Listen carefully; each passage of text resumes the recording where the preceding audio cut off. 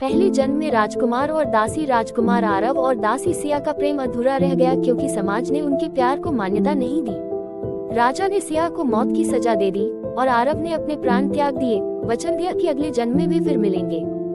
दूसरा जन्म 1450 ईस्वी। योद्धा और वैद्य की बेटी। आरव एक बहादुर योद्धा था और सिया एक वैद्य की बेटी। वे एक दूसरे को दिलोजान से चाहते थे, लेकिन युद्ध ने उन्हें अलग कर दिया।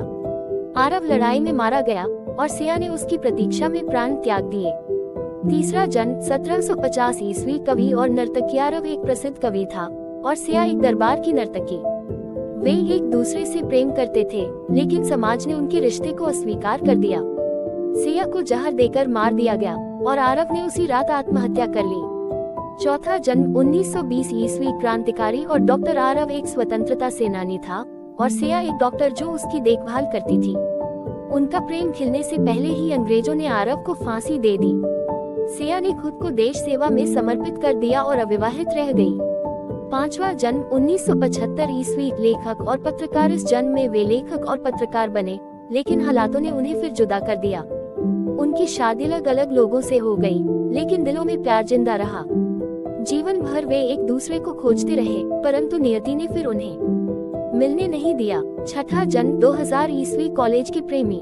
आरव और सिया इस जन्म में कॉलेज के प्रेमी बने, लेकिन पारिवारिक दबाव के कारण उनकी शादी नहीं हो पाई।